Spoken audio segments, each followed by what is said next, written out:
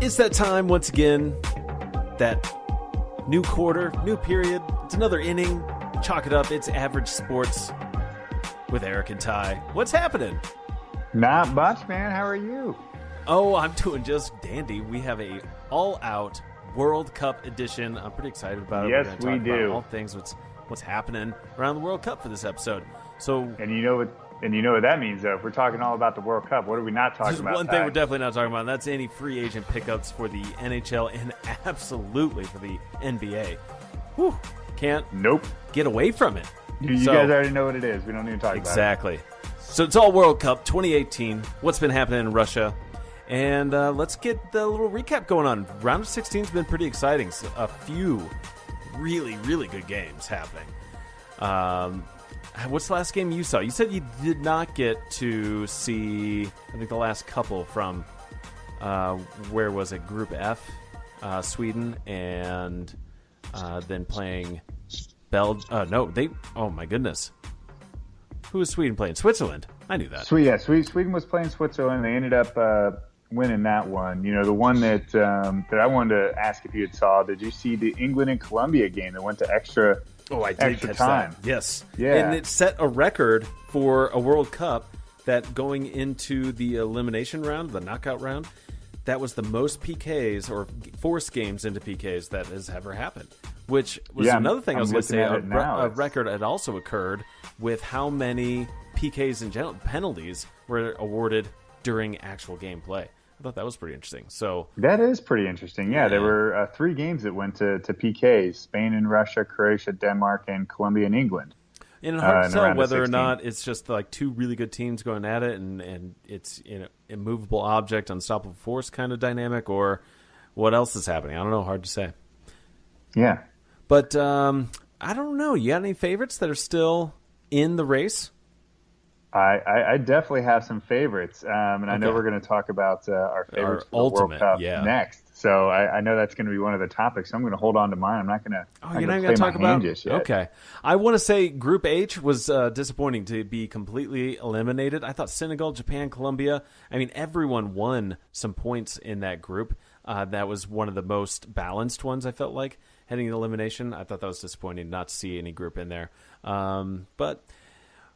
Either way, some really stellar soccer. I thought I saw some fantastic stuff. I think, I'm going to hold on to my favorite as well. Let's get into some World Cup unknowns. This is kind of the main topic of the episode. And we just want to disclose, in case you're watching and you have no idea that the World Cup is not just in one city, that it's in 11, as a matter of fact. We're going to talk about some other things, some new additions that we've seen in the World Cup as well. Overall, though, what are your impressions, Eric? I've been very excited about the World Cup, cool. and the cities that it's been going on in, and I think that's one of my favorite things to always look up, actually, especially, I'm not overly familiar with the geography of Russia. I'm not sure how many of our listeners probably are either, but, it's the same with Brazil or wherever it's been in South Africa. Really like to look it up and see where all these places are kind of throughout the country now. We have one coming here to North America. Obviously, we'll be very familiar with where those general locations are. Yeah, it's going to be several cities. Know some of those stadiums. Yeah. But I mean, it's pretty cool to see the, as you said, the 11 cities, but I think it's 12 stadiums because there are 2 in Moscow that they're doing. So 1, 2, 3, 4, 5, 6, 7, 8, 9, 10, 11, 12. Yeah. There are 12 stadiums that they're using, and 2 of them are in Moscow. Yeah, there's definitely a few cities I've never heard of, like Saransk and Kazan, Rostov-on-Don. I didn't know those. I like to think, though, when I'm looking at a new country or a new space, learning some of that geography, I think Kazan's like in Cleveland, if you put it in the U.S. I just like to try to make that association of where some of these places are. Kaliningrad, maybe that's like a little L.A. or Portland or something.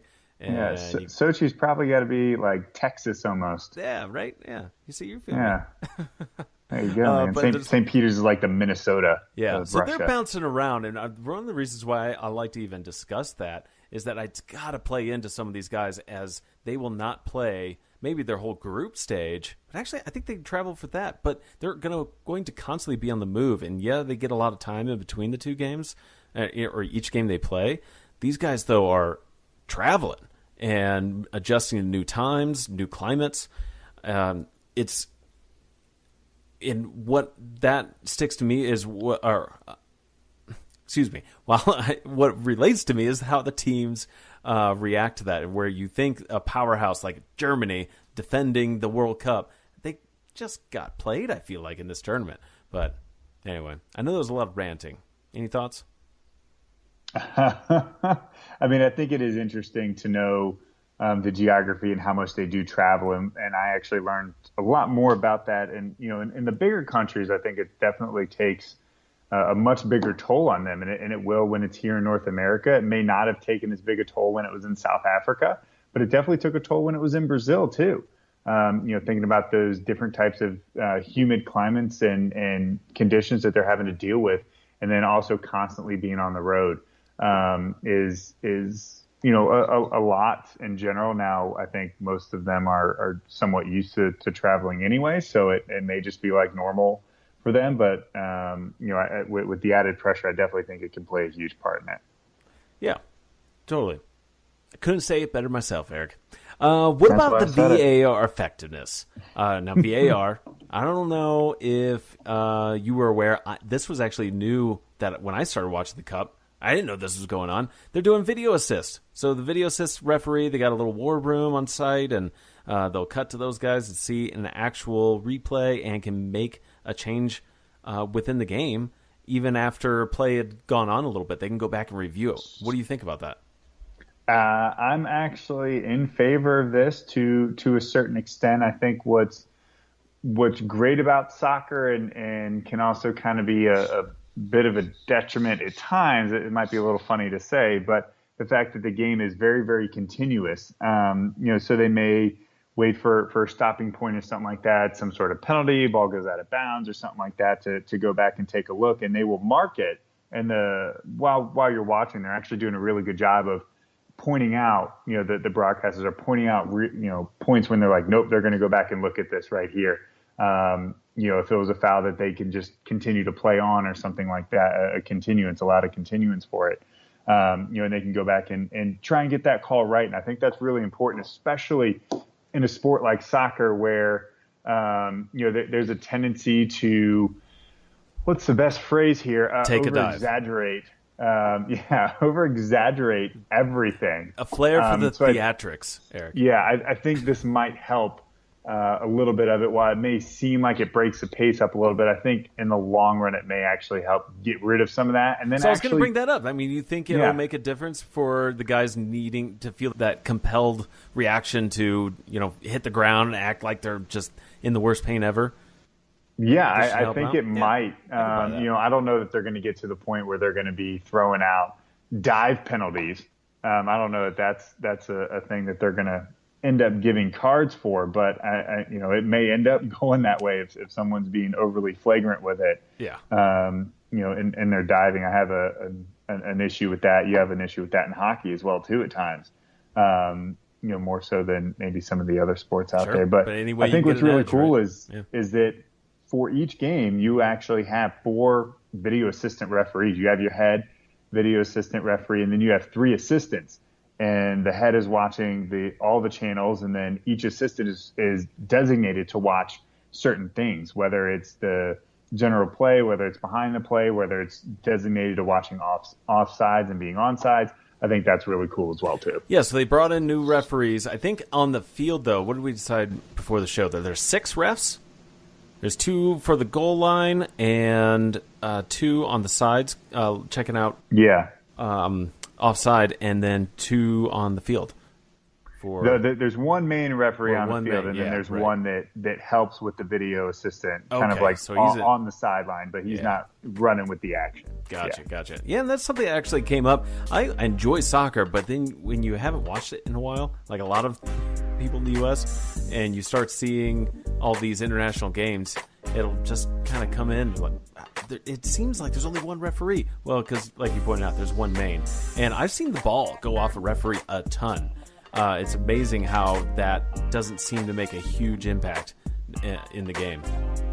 Yeah, they just keep playing, man. Keep rolling. That's what they respect about it. Yeah. One thing I also respect about the World Cup is the FIFA website. I'm I got to throw a shout out to this. I think they did a really nice job. Super easy to navigate. Something you would appreciate, Eric, because I know I have we were talking appreciated about it playoffs. because I have complained about other websites in particular.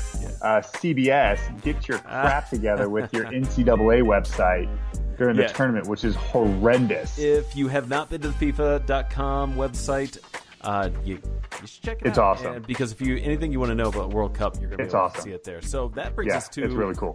The next portion of the show, which is our Lightning standings. Yeah. Don't get too excited there, Eric. Don't get ahead of me. I know you're. I'm not getting ahead of you. I'm not getting ahead of you. So moving, there are only 8 teams.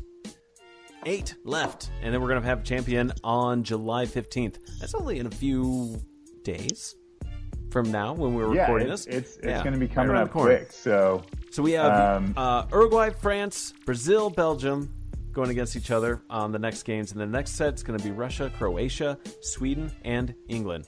Eric, break it down. So the games that I'm actually really looking forward to here, there's 2 of them in particular that I'm really drawn to.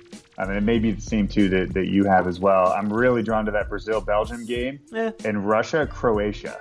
Okay. I'm really attracted to those 2 games in particular right there. I think Croatia's played pretty darn well so far. They didn't play super great against Denmark, but I'm hoping that they can maybe have a bounce back. And then, of course, Russia getting the hometown boost. It always seems like the home country gets a huge boost there in the Olympics and in the World Cup. And then, of course, Brazil-Belgium. I think that's probably that may be the winner that comes out of that game right there, Brazil and Belgium. I think both of those teams are very, very good. Oh, you think so? I think both teams are very, very good. In particular, I favor one over the other. But I wouldn't sleep on France either. France and Uruguay. No way. I think that's going to be a really exciting matchup too. Well, especially with some of the biggest teams already out of the tournament. Portugal, Spain, you have Germany not in it. Mexico did their usual thing, getting bounced in the first round. Bouncing the round of 16. But England is hanging in there, so maybe a bit of a dark horse with them, and Sweden. So I actually like that matchup more so than the Brazil-Belgium. It's going to be compelling. I would not be surprised to watch Brazil advance. I'm going to pick also a Croatia. That's my favorite team in this. That's the bandwagon I jumped on. I was not expecting that team to do what they've done, which is just win, and how they hung in there against Denmark. I thought they played pretty tough, even though they had the ball quite a bit. Denmark, they weren't a pushover. They won or tied their last 7 games straight, I believe. So that was not a difficult challenge. Now, my favorite out of the entire tournament, who I think is going to take it all, I think after watching what England endured, I think they could take Sweden, move on, final, win it. I think Brazil out in maybe the Final Four. What do you like? All right, so you got England moving on to win the World Cup. I think so. Even though my favorite, like I said, is Croatia. I'm a fan. Yeah, I'm going to go ahead and move Brazil on. I think we have a really good semifinal matchup there with Brazil and France. I think that's a really good matchup. Would be looking forward to watching. I saw Brazil going to the finals. I think the way they played against Mexico, they endured an onslaught in that first half, and they just turned everything away. And they absolutely crushed them in the second half. Brazil really showed up in the second half. If you haven't seen highlights of that, you might want to step back and take a look at that one while catching up there. So I'm moving Brazil on to the finals. I'm actually going to take Croatia to meet them in the finals, but I'm going to take Brazil to win this year's World Cup. All right. I know they have to add a new star to their flag if they win. They do. So if there was a little team that could in the World Cup so far, who do you wish was still around? Oh, man. Who do I wish was still around? Yeah. I think that's a really good question. It would probably have to be Germany.